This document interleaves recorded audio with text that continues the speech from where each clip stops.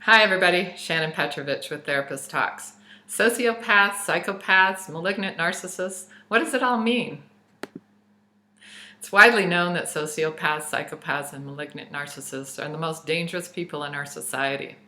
And most of us realize they are skilled at charm, deception, and manipulation. How do we understand these people so that we can see and steer clear of them? The terms sociopath and psychopath are in fact both simply the common terms used to describe the person with antisocial personality disorder. In the diagnostic manual, there are 7 traits to identify the antisocial personality. These traits describe the pervasive pattern of disregard for and violation of the rights of others. 3 or more of the following may indicate an antisocial personality. Number 1, overall attitude that the law doesn't apply to them. They might have been in trouble with the law, or they might have gotten away with a lot of illegal acts. They might even brag about how they've gotten over on others or the system. Their lighthearted laughter about these issues is contagious, but make no mistake, if the law doesn't apply to them and they don't believe in others' rights, yours won't matter either.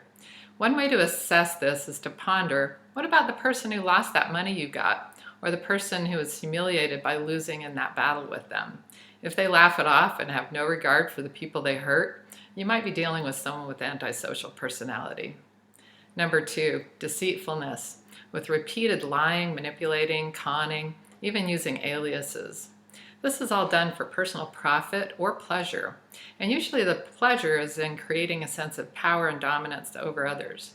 They lie to feel above and better than, but also to cover their many deceitful actions. When you hear something that seems untrue, trust your gut and question it. The response will be to either defend with anger or to distance from you and move on to someone else.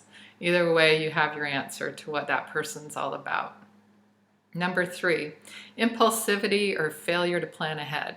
So again, you only need 3 of these 7. So some of the antisocial personalities are obsessive schemers, while others are very impulsive.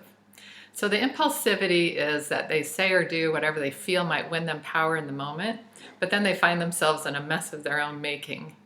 They will then do whatever it takes to emerge unscathed, no matter what lies they might have to tell or what actions they might have to connive and who's hurt in the process. Number 4, irritability and aggressiveness, possibly leading to physical fights and assaults. They're often operating on a hair trigger, and if you're around them enough, you will see them go off on anyone who thwarts them. You start to notice feeling anxious for what will upset them, and you might even begin to do things to placate them, to prevent these explosions.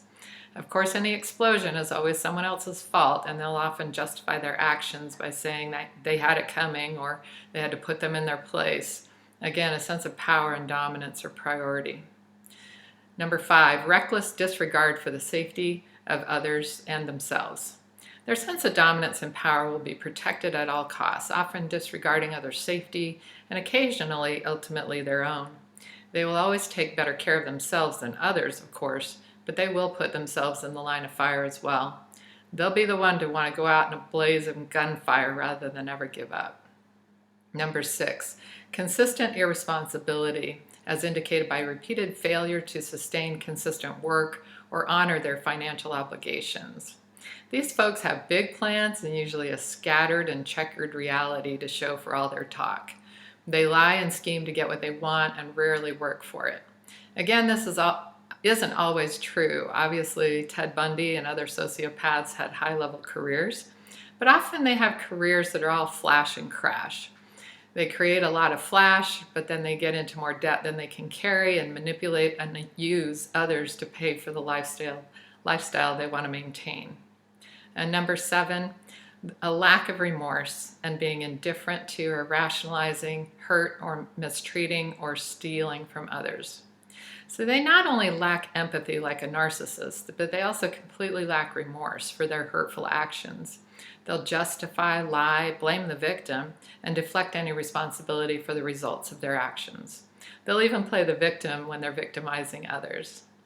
So we can break things down into 2 sort of categories, attitudes and actions. The attitudes of the antisocial personality are they get pleasure from dominance, they lack remorse, they lack empathy, of course. They believe that the law doesn't really apply to them and that others' rights and their feelings and their beliefs or preferences really don't concern them. They believe others are to blame for the bad things that happen to them, and they will commonly laugh at the pain of others and show no remorse, like I said.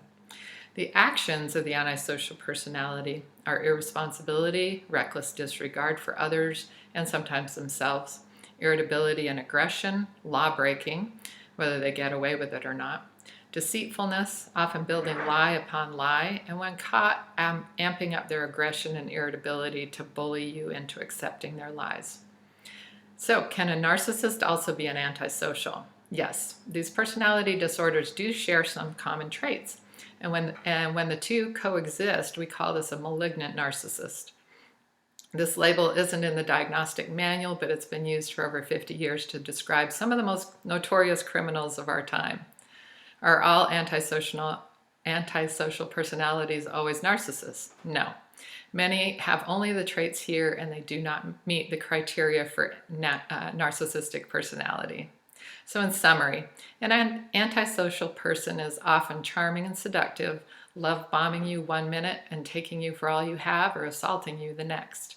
Know how to notice these signs and take them seriously. Bring them up to a friend who's being drawn in by someone with these traits. If you appreciated this video, please share it on your social media. You never know when you might help somebody else.